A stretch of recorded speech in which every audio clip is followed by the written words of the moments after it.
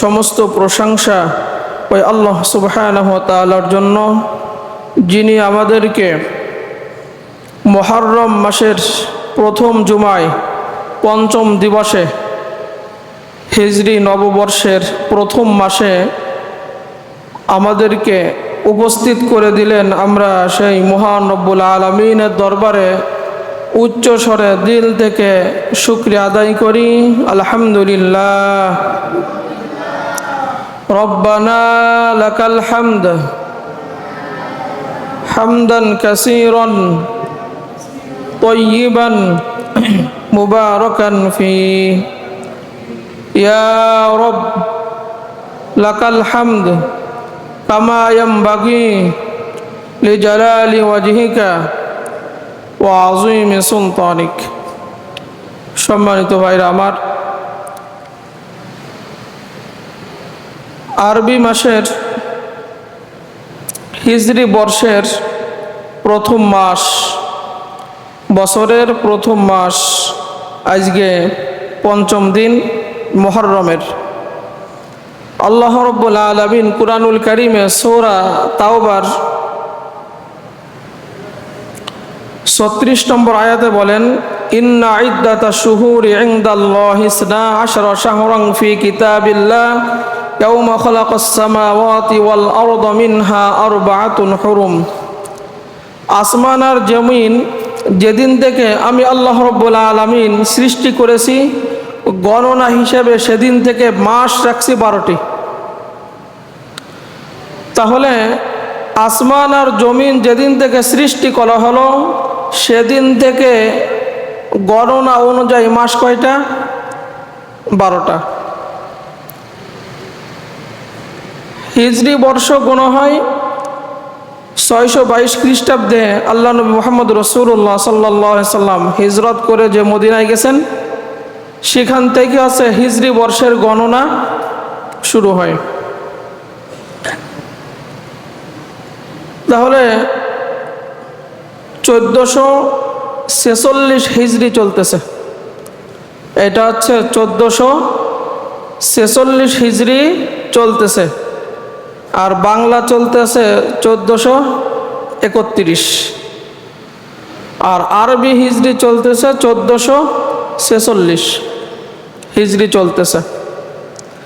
আমরা এই মুহররম মাসের তাৎপর্য, আশুরার তাৎপর্য, আশুরার গুরুত্ব, এইটা নিয়ে আজকে আমরা কিছু আলোচনা শুনব কোরআন এবং হাদিস থেকে।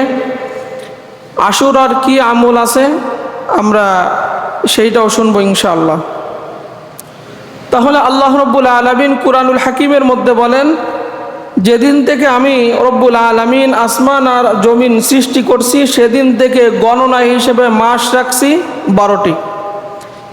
এই 12টি মাসের মধ্যে সম্মানিত মাস, শ্রেষ্ঠ মাস হচ্ছে 4টা: জিলকদ, জিলহজ, মুহররম আর হচ্ছে রজব মাস। এই 4টা মাস হচ্ছে এই 12 মাসের মধ্যে শ্রেষ্ঠ মাস, সম্মানিত মাস। কুরআনের ভাষায় সূরা তাওবার 36 নম্বর আয়াতের ভাষায়। তাহলে আমাদের কেউ যদি মুসলিম হিসেবে জিজ্ঞাসা করে যে গণনা হিসেবে আল্লাহ রাব্বুল আলামিন মাস রাখছেন কয়টা, আমরা বলবো 12টা। কোথায় পাইলাম? সূরা তাওবার 36 নম্বর আয়াতে আল্লাহ রাব্বুল আলামিন বলেন, এই 4 মাসের মধ্যে শ্রেষ্ঠ মাস হচ্ছে, এই 12 মাসের মধ্যে শ্রেষ্ঠ মাস হচ্ছে 4টা: জিলকদ, জিলহজ, মুহররম, সফর। এটা আমরা মুখস্থ রাখবো মুসলিম হিসেবে, এটা আমাদের জানা দরকার। অনেক সময় দেখা যায় আমাদের ইংরেজি তারিখটা একটু বেশি হিসাব থাকে, যেহেতু এটা ইন্টারন্যাশনাল, সারা জায়গায় এটা হিসাব হয়। কিন্তু আমরা মুসলিম হিসেবে আরবি মাস, আরবি বছর, হিজরি সন, আরবি তারিখ, এইটা এক রমজান ছাড়া আমাদের খোঁজ থাকে না। এরকম প্রতিদিনের হিসাব এটা থাকতে হবে। এলাকা ভিত্তিক একজনের না একজন মুখস্থ এটা রাখতে হবে আজকে কত তারিখ, তা না হলে এলাকার সবাই ধরে কি হবে? গুনাহগার হবে। তাহলে আজকে মুহররম মাসের হচ্ছে 5 তারিখ। মুহররম মাসের কয় তারিখ? 5 তারিখ। আর মুহররম মাস হচ্ছে হিজরি বর্ষের প্রথম মাস।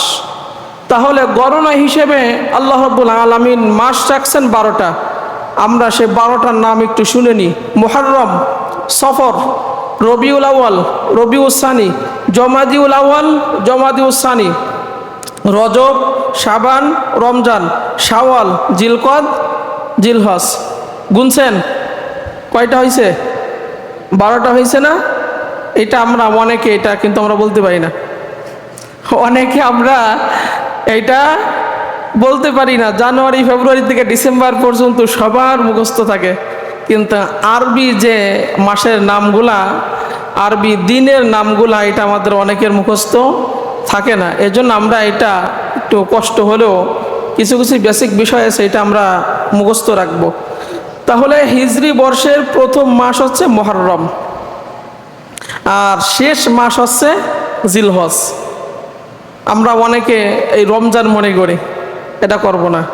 আচ্ছা, যাই হোক, আমরা এই সম্পর্কে আজকে আলোচনা শুনবো ইনশাআল্লাহ।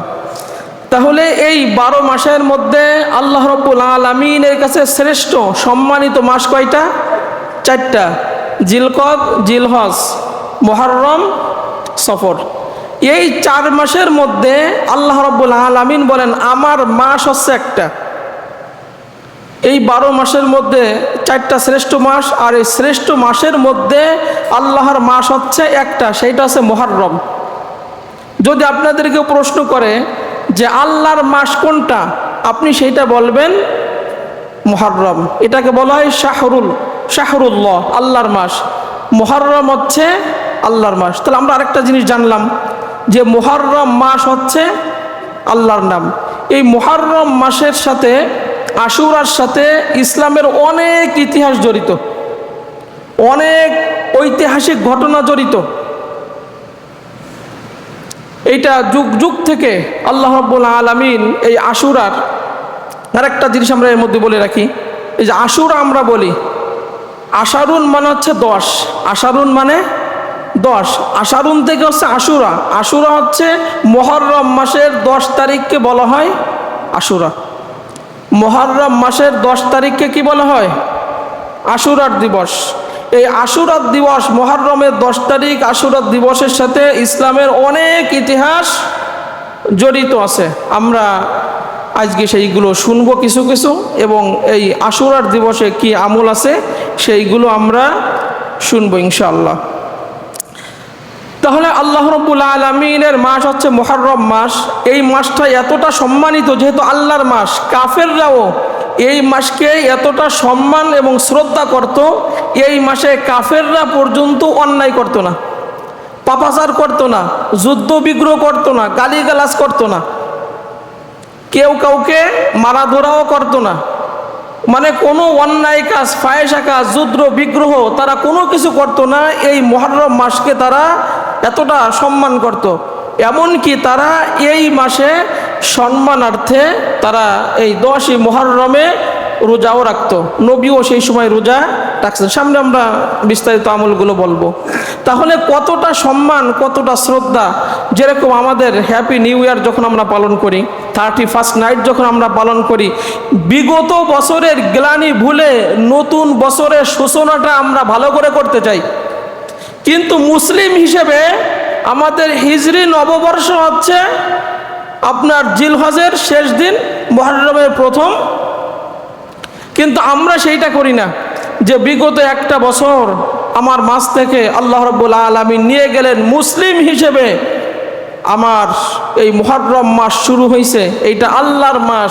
এই মাসে আমাদের কি করণীয়, কি বর্জনীয়, কি আমল আছে, মুসলিম হিসেবে এটা আমার জানা থাকতে হবে। এবং বিগত দিনগুলো আমি আল্লাহর অবাধ্য আচরণ করছি, ঠিকমতো নামাজ পড়ি নাই, অন্যায় করছি, ফায়সা কাজ করছি, গুনার কাজ করছি, জাহান্নামের আসামি হতে হয় যে কাজ করলে, সেই কাজগুলো আমি করছি। ওই কাজগুলো আমরা এই মাসে ওয়াদা নিয়ে ওই কাজগুলো আমরা বর্জন করব। কাফেররা পর্যন্ত খারাপ কাজ করতো না। এই জন্য সম্মানিত ভাইরা আমার, এই 10ই মুহররমের সাথে ঐতিহাসিক অনেক ঘটনা জড়িত। এই 10ই মুহররমে আল্লাহ রাব্বুল আলামিন সর্বপ্রথম মানব সভ্যতা সৃষ্টি করার জন্য হযরত আদম আলাইহিস সালামকে সৃষ্টি করছেন। হযরত আদম আলাইহিস সালামকে এই 10ই মুহররম আশুরার দিনে আল্লাহ রাব্বুল আলামিন সৃষ্টি করছেন।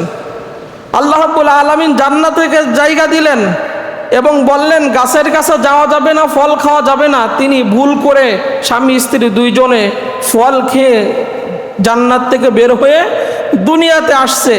এই যে উনি আল্লাহর একটা সিদ্ধান্ত মানতে পারেন নাই, ভুলে হোক শয়তানের প্রতারণায় হোক, উনি ভুল করে সেই গাছের কাছে গেলেন, সেখানে স্বামী স্ত্রী দুইজনে ফল খেলেন। আল্লাহ রাব্বুল আলামিন জান্নাত থেকে দুনিয়ায় পাঠিয়ে দিলেন। আল্লাহর একটা হুকুম না মানার কারণে আল্লাহ রাব্বুল আলামিন জান্নাত থেকে তাকে বের করে দিলেন। অথচ আদম সন্তানের সন্তান হয়ে আমরা, আদম আলাইহিস সালামের সন্তান হয়ে আমরা অহরহ আল্লাহ রাব্বুল আলামিনের অবাধ্য আচরণ করতেছি। অহরহ আল্লাহ রাব্বুল আলামিনের আদেশ নিষেধ আমরা মানতে পারছি? তো আদম আলাইহিস সালাম একটা ভুল করে উনি আল্লাহ রাব্বুল আলামিনের কাছে ভুল স্বীকার করলেন, ক্ষমা চাইলেন, কাঁদতে লাগলেন, দিনের পর দিন রাতের পর রাত আল্লাহ রাব্বুল আলামিনের কাছে অনুশোচনা করতে লাগলেন যে আল্লাহ আসলে এটা আমার ভুল হয়েছে, আমি এটা করিনি, আমি এটা শয়তানের প্রতারণায় পড়ে এটা আমরা করছি, আল্লাহ আপনি আমাকে ক্ষমা করে দেন।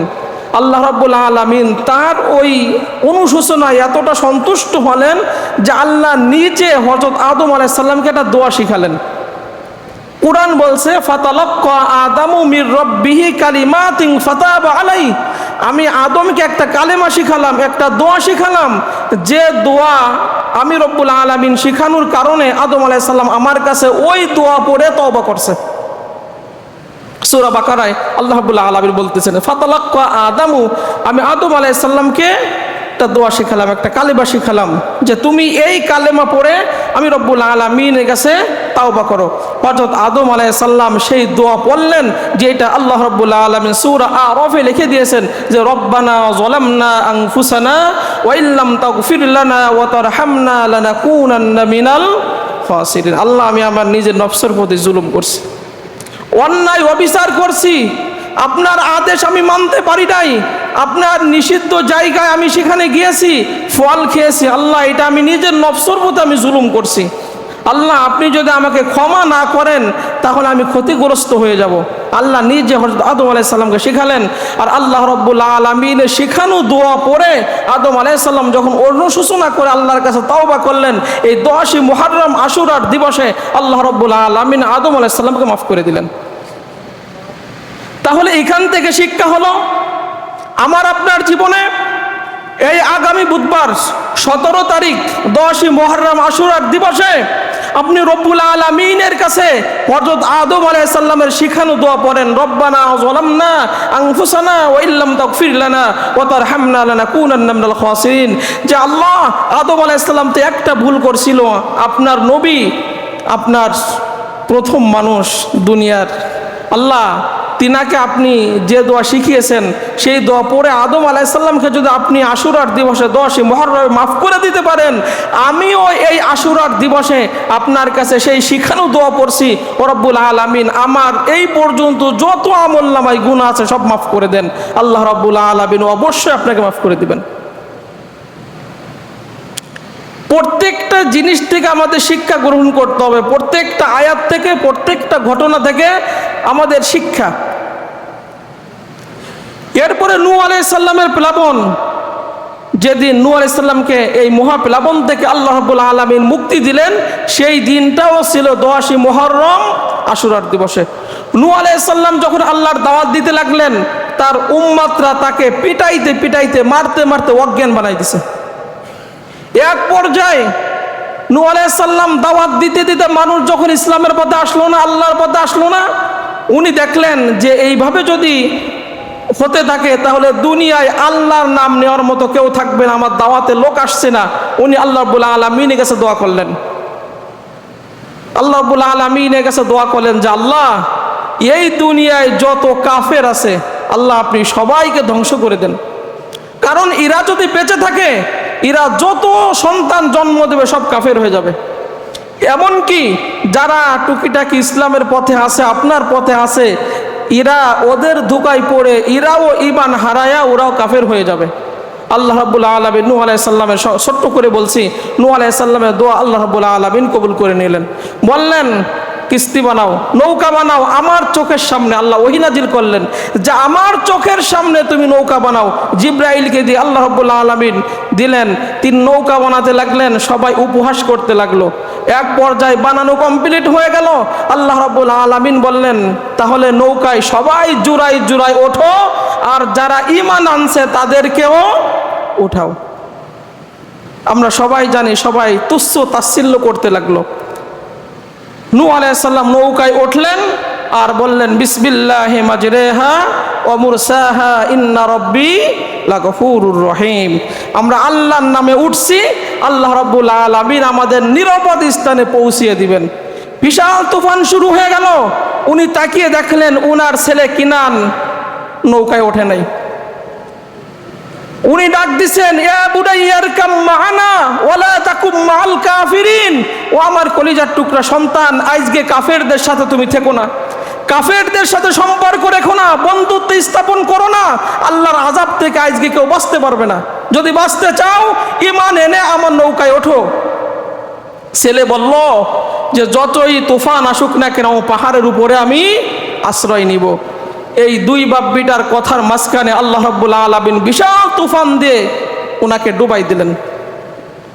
নূহ আলাইহিস সালাম রাব্বুল আলামিনের কাছে দোয়া করলেন, ওয়ানাদা নূহুর রাব্বাহু ফাকালা রাব্বি ইন্না বিনি মিন আহলি ওয়া ইন্না ওয়া'দাকাল হাক্কু ওয়া আনতা আহকামুল হাকিমিন। আল্লাহ আমার সন্তান ডুবে যাচ্ছে, আমার সন্তান ডুবে যাচ্ছে। আল্লাহ রাব্বুল আলামিন বলেন নবী ও নূহ, যে সন্তান ঈমান আনে না, নবীর ঘরে জন্মগ্রহণ করে তোমাকে নবী বলে স্বীকৃতি দেয় না, আমি আল্লাহর হুকুম আহকাম মানে না, সে কখনো তোমার সন্তান হতে ক্বালা ইয়া নূহ ইন্নাহু লাইসা মিন আহলিক, সে তোমার পরিবারের লোক কখনো হতে। দেখেন আল্লাহ রাব্বুল আলামিন বলতেছেন আপনি যদি ঈমানদার না হন, ঈমানের সাথে যদি আপনার সম্পর্ক না থাকে, আপনি হাজার ছেলে আলেম বালানেও, হাজার ছেলে যদি আপনার জান্নাতি লোক হয়, ঈমান যদি আপনার ঠিক থাকে, ঈমান যদি ঠিক না থাকে, তাহলে আপনার কপালে আল্লাহর জান্নাত জুটবে না।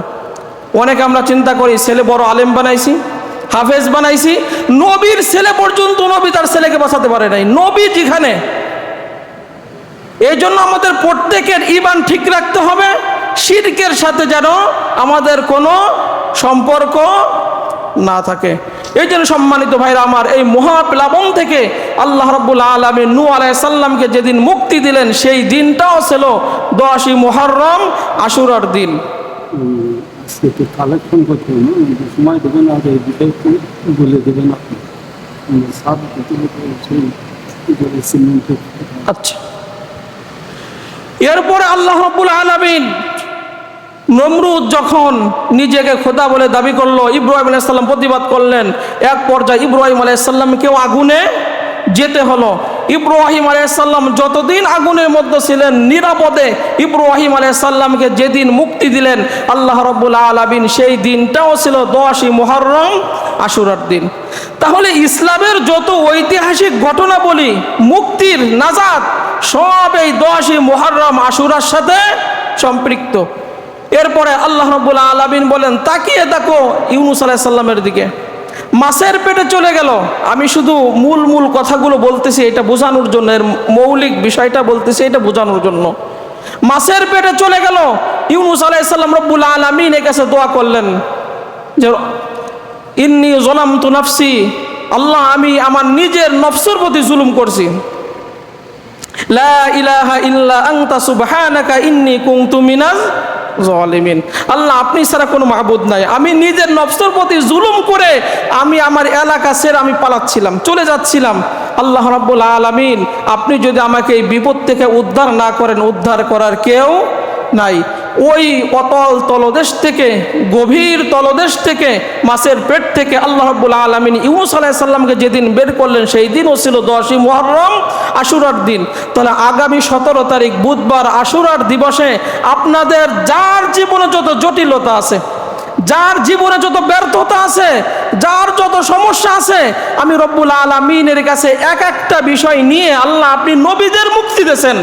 আদম আলাইহিস সালামকে মাফ করছেন, প্লাবন থেকে নূহকে বাঁচালেন, ইব্রাহিমকে আপনি মুক্তি দিলেন, ইউনূস আলাইহিস সালামকে আপনি মাছের পেট থেকে মুক্তি দিলেন। আল্লাহ আমার জীবনে যত জটিলতা আছে, আল্লাহ আমার জটিলতা আপনি দূর করে আপনি আমাকে সুস্থ জীবন দিয়ে দেন। তাহলে আল্লাহ রাব্বুল আলামিন শিখাচ্ছেন, বান্দা এইভাবে আমার কাছে দোয়া করো। সুলাইমান আলাইহিস সালাম রাজ্য হারালেন, আল্লাহ রাব্বুল আলামিন এই 10ই মুহররম আশুরার দিনে তার রাজ্য ফিরিয়ে দিলেন। আইয়ুব আলাইহিস সালাম অসুস্থ হলেন, আইয়ুব আলাইহিস সালাম এক পর্যায়ে আল্লাহ রাব্বুল আলামিনের কাছে দোয়া করলেন। আল্লাহ কোরআনে তুলে দিয়েছেন, ওয়া আইয়ুবা ইয নাদা রাব্বাহু আন্নী মাসসানিয়াদ দুররু ওয়া আনতা আরহামুর রাহিমিন। আল্লাহ আমাকে দুঃখ দুর্দশায় পেয়ে বসছে, আর তুমি তো রহমান, তুমি তো রহিম। আল্লাহ রাব্বুল আলামিনের কাছে দোয়া করলেন, আল্লাহ রাব্বুল আলামিন পরিপূর্ণভাবে আগের চেয়ে আরো সুস্থ জীবন হযরত আইয়ুব আলাইহিস সালামকে আল্লাহ ফিরিয়ে দিলেন। তার হারানো সম্পদগুলো আল্লাহ রাব্বুল আলামিন ফিরিয়ে দিলেন। এই 10ই মুহররম আশুরার সাথে মৌলিক যে আমাদের আমল, সেটা আছে হযরত মূসা আলাইহিস সালামের সাথে আমাদের জড়িত। এরপরে ইয়াকুব আলাইহিস সালাম ইউসুফ আলাইহিস সালামকে হারালেন, ষড়যন্ত্র করে ভাইরা কূপের মধ্যে ফেললো, সেখান থেকে মিশরের রাষ্ট্রপ্রধান হলো। আল্লাহ রাব্বুল আলামিন 40 বছর পরে ইয়াকুব আলাইহিস সালাম ইউসুফ আলাইহিস সালামের শোকে কাঁদতে কাঁদতে চোখ দুটো হারাই ফেললেন, অন্ধ হয়ে গেল। অন্ধ হয়ে গেল। লোকজন বলে যে আপনি আপনার সন্তানের জন্য কাঁদতে কাঁদতে অন্ধ হয়ে গেলেন, আপনি তো ধ্বংস হয়ে যাবেন। ইয়াকুব আলাইহিস সালাম তিনি একটা কথা বললেন, ইন্নামা আশকু বাসি ওয়া হুজনি ইলাল্লাহ ওয়া আলামু মিনাল্লাহি মা লা তা'লামুন। আমি আমার দুঃখ দুর্দশার কথা যার কাছে বলছি তিনি কে। এখানে শিখাচ্ছেন হতাশ হও না। তোমাদের জীবনে যাদের হতাশা আছে, তোমার দুঃখ দুর্দশা, গভীর রাতে উঠে তাহাজ্জুদের ওয়াক্তে আল্লাহ রাব্বুল আলামিনের কাছে দুহাত বাড়িয়ে তুমি বলো ইয়াকুব আলাইহিস সালামের মতো, ইন্নামা আশকু বাসি ওয়া হুজনি ইলাল্লাহ। আমি আমার দুঃখ দুর্দশা আল্লাহ রাব্বুল আলামিনের কাছে পেশ করছি। আপনি এই গভীর রজনীতে ওঠেন, এই 10ই মুহররম আশুরার দিবসে এই রাতে তাহাজ্জুদের ওয়াক্তে আপনি বলেন, আপনার জীবনে যদি এরকম কিছু হারানোর থাকে, আল্লাহ রাব্বুল আলামিন বলেন আমি ইয়াকুব আলাইহিস সালামের মতো আমি রব্বুল আলামিন ইউসুফকে যেরকম ফিরিয়ে দিয়েছিলাম, তোমার জীবনে হারানো জিনিসগুলো এরকম ফিরিয়ে দেব। এই জন্য সম্মানিত ভাইরা আমার, ইউসুফ আলাইহিস সালামকে আল্লাহ রাব্বুল আলামিন এই 10ই মুহররম আশুরা দিবসে হযরত ইয়াকুব আলাইহিস সালামের কোলে আবার ফিরিয়ে দিলেন। এরপরে আমাদের যে আমলের সাথে সম্পর্ক, হযরত মূসা আলাইহিস সালাম, ফিরাউন এত জ্বালালো সারাটা জীবন, 3 পাশ থেকে আক্রমণ করলো, সামনে সাগর, পালানোর কোনো রাস্তা নাই। ক্বালা আসহাবু মূসা ইন্না লামুদরাকুন। মূসা আলাইহিস সালামের সঙ্গীরা বলল, আমরা তো ধরা পড়ে গেলাম, 3 পাশ থেকে ফিরাউন আক্রমণ করছে, সামনে তো পানি, যাওয়ার কোনো রাস্তা নাই। তিনি বললেন, কাল্লা ইন্না মাইয়া রব্বি সায়াহদিন। কখনো না, আমাদের সাথে যিনি আছেন তিনি কে? আল্লাহ রাব্বুল আলামিন যদি কোনো বান্দার সাথে থাকেন, ওই বান্দার ইহকালে পরকালে কোনো ভয়। দুনিয়ার সারা মানুষ ষড়যন্ত্র করলেও আল্লাহ যদি আপনার পক্ষ থাকে, আল্লাহ রাব্বুল আলামিন আপনাকে সফলতার চূড়ান্ত পর্যায়ে পৌঁছে দিবেন। আর আল্লাহ যদি আপনার সাথে না থাকেন, দুনিয়ায় 1000 মানুষ আপনার সাথে থাকলেও আপনার 1 ইঞ্চি পরিমাণ, 1 বিন্দু পরিমাণ, জাররা পরিমাণ আপনার কোনো উপকার করতে পারবে না, আল্লাহ যদি আপনার সাথে না থাকেন। মূসা আলাইহিস সালাম বলেন, ভয় পেও না, হতাশ হয়েও না, বিপদ দেখছো তা কি হয়েছে, আল্লাহ এর মধ্য থেকে আমাদেরকে বাঁচার রাস্তা তৈরি করে দিবেন। আল্লাহ রাব্বুল আলামিনের অগাধ বিশ্বাস আস্থা যখন মূসা আলাইহিস সালাম আনলেন, আল্লাহ জিব্রাইলকে পাঠাই দিলেন, ওয়াউহাইনা ইলা মূসা আনিদরিব বিআসাকাল বাহর ফানফালাকা ফাকানা কুল্লু ফিরকিন কালফাদ্দিল আযীম। তিনি তখন বললেন যে আপনার হাতে যে লাঠি, আপনি বাড়ি দেন। আমরা সবাই জানি, শুধু বোঝানোর জন্য বলছি। বাড়ি দিলেন, ওই সাগরের মধ্যে 12টা রাস্তা যিনি বানিয়ে দিলেন তিনি কে? আল্লাহ রাব্বুল আলামিন 12টা রাস্তা বানিয়ে দিলেন। মূসা আলাইহিস সালাম পার হয়ে গেল, ফিরাউনকে সুবাই মারলেন। আর এই যে ফিরাউনকে সুবাই মারলেন, ফিরাউনের এই কবল থেকে আল্লাহ তাআলা মূসা আলাইহিস সালামকে মুক্তি দিলেন, সেইটাও ছিল 10ই মুহররম আশুরার দিবসে। মূসা আলাইহিস সালাম উপার পার হয়ে সর্বপ্রথম যে কাজটা করলেন, ওই দিনে 10ই মুহররম আশুরার দিনে আল্লাহ রাব্বুল আলামিনের জন্য রোজা রাখলেন। যে আল্লাহ আপনি আমাকে নিরাপদে পার করে দিয়েছেন, ফিরাউনের হাত থেকে আপনি বাঁচিয়ে দেখেন, শুকরিয়া আদায় করার জন্য আমি এই দিনে রোজা রাখি। নবীজি মুহাম্মদ রাসূলুল্লাহ সাল্লাল্লাহু আলাইহি ওয়াসাল্লাম ওই সময়, যেটা বলতেছিলাম শুরু থেকে যারা আলোচনাটা শুনছেন, যে কুরাইশরা 10ই মুহররম আশুরার দিন আসলে রোজা রাখতো, কুরাইশরা রাখতো, নবীজিও রাখতেন। কিন্তু নবীজি যখন হিজরত করে মদিনায় গেলেন, দেখেন সেখানে ইহুদিরা রোজা রাখে। তিনি তাদেরকে জিজ্ঞাসা করলেন, তোমরা এই দিনে রোজা রাখার কারণটা কি? এই দিনে মূসা আলাইহিস সালাম আল্লাহ রাব্বুল আলামিন অলৌকিকভাবে সাগরের মধ্য দিয়ে 12টা রাস্তা দিয়ে তার বাহিনী পার করে দিলেন। এই জন্য তিনি শুকরিয়া আদায় করার জন্য আল্লাহর জন্য ওই দিন রোজা রাখছেন। এই জন্য আমরা রোজা রাখি। আমরাও আশা করি যে আমাদের জীবনে অলৌকিকভাবে আল্লাহ রাব্বুল আলামিন এই সমস্যাগুলি সমাধান করে দিবেন। নবীজি সাহাবীদেরকে ডাকলেন, ফাকাল নবী সাল্লাল্লাহু আলাইহি ওয়াসাল্লাম লি আসহাবি আনতুম আহাক্কু বিমূসা মিনহুম ফাসুমু। ও সাহাবীরা, সম্পর্কের দিক থেকে মূসা আলাইহিস সালামের সাথে ইহুদিদের থেকে তোমরা বেশি হকদার। অতএব ইহুদিরা রোজা রাখে আর মূসা হচ্ছে আমাদের উত্তরসূরি, অতএব তোমরাও এই দিনে কি করো? রোজা রাখো। তবে শোনো, ইহুদিরা রোজা রাখে একটা, আগামী বছর থেকে আমরা রোজা রাখবো দুইটা, একটা হচ্ছে 9 তারিখ আর একটা হচ্ছে 10 তারিখ। একটা হচ্ছে 9ই মুহররম আর একটা হচ্ছে 10ই মুহররম। আগামী বছর থেকে আমি যদি বেঁচে থাকি দুটো রোজা রাখবো, কারণ তাদের আমল আর মুসলমানের আমল যাতে একসাথে না হয়। সাহাবারা বললেন, আমরা যদি এই দিনে রোজা রাখি তাহলে কি হবে? নবীজি বলেন, সিয়ামু ইয়াউমি আশুরা ইন্নী আহতাসিবু আলাল্লাহ আইয়ুকাফিরা সানাতাল্লাতী ক্বাবলা। কোন ব্যক্তি যদি আশুরার দিবসে রোজা রাখে, আমি নবী আশা রাখি বিগত 1 বছরের গুনাহ আল্লাহ রাব্বুল আলামিন মাফ করে দিবেন। তাহলে সেই আশুরার দিবস হচ্ছে আগামী 17 তারিখ বুধবার। তাহলে আমরা 16 তারিখে একটা, মঙ্গলবারে একটা রাখবো, আর একটা হচ্ছে বুধবারে একটা রোজা রাখবো। এই দুইটা রোজা যদি আমরা রাখতে পারি, বিগত 1 বছরের গুনাহ যিনি মাফ করবেন, উঁচু গলায় বলেন তিনি কে? এরপর নবীজি বলতেন যে শোনো, যে আফজালু সিয়ামি বাদা শাহরি রমাদান, তোমরা যদি জানতে চাও রমজানের ফরজ নামাজ পড়ে কোন রোজাটা সর্বোত্তম, তাহলে শাহরুল্লাহিল মুহররম, সেইটা সে মুহররমের এই রোজা। ফরজ রোজার পরে আগে দ্বিতীয় হিজরিতে রোজা যখন ফরজ হলো, আশুরার রোজা আগে এটা কি ছিল? ফরজ ছিল। রমজানের রোজা আসার পরে এটা কি হয়ে গেছে? অতিরিক্ত হয়ে গেছে। এটা আগে আমাদের জন্য ফরজ ছিল। এরপর নবীজি বলেন, আফজালুস সলাতি বাদাল ফরিদা সলাতুল লাইল। তোমরা যদি চিন্তা করো যে ফরজ নামাজের পরে সর্বশ্রেষ্ঠ নামাজ, সেইটা আছে সলাতুল লাইল, রাতের নামাজ, তাহাজ্জুদের নামাজ। আর রমজানের পরে শ্রেষ্ঠ রোজা যদি তোমরা খুঁজতে চাও, সেই রোজা আছে মুহররমের রোজা। আমরা রাখবো, তাহলে বিগত 1 বছরের গুনাহ কি হয়ে যাবে? মাফ হয়ে যাবে। এই জন্য সম্মানিত ভাইরা আমার, 2 নাম্বার আমাদের আমল হচ্ছে এই দিনে আমরা তওবা করব। এই দিনে আমরা কি করব? আশুরার দিবসে তওবা করব। নবীজি বলেন যে শোনো, তোমরা যদি রমজানের পরে কেউ রোজা রাখতে চাও, এই মুহররমের রোজা রাখবা। কারণ এই মুহররমের আশুরার দিবসে 1 গোত্রের তাওবা আল্লাহ রাব্বুল আলামিন কবুল করেছেন। ভবিষ্যতে যত মানুষ এই আশুরার দিবসে তওবা করবে, আল্লাহ রাব্বুল আলামিন প্রত্যেকে তওবা কবুল করে নেবেন। এটা তিরমিজি শরীফের 741 নম্বর হাদিস থেকে বলতেছি।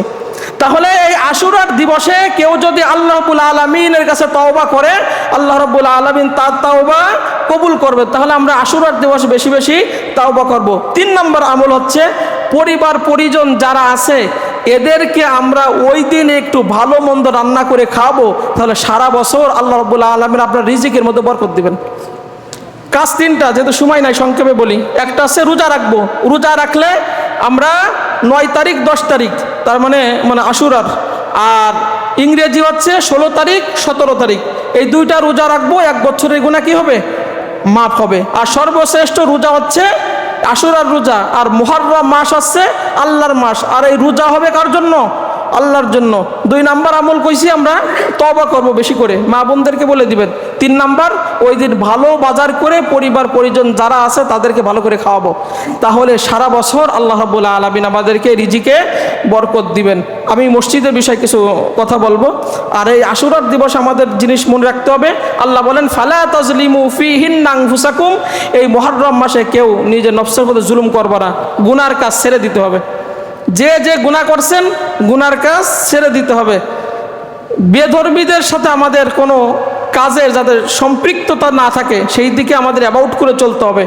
এরপরে আমরা এই যে ইয়া হাসান ইয়া হুসাইন বলে কান্নাকাটি করে শিয়ারা, এই মাতম এইগুলো পরিহার করতে হবে। যারা মৃত ব্যক্তিকে কেন্দ্র করে হাই হুতাশ করে কান্নাকাটি করে, নবীজি বলেন লাইসা মিন উম্মতি, তারা আমার কখনো উম্মত হতে পারবে না।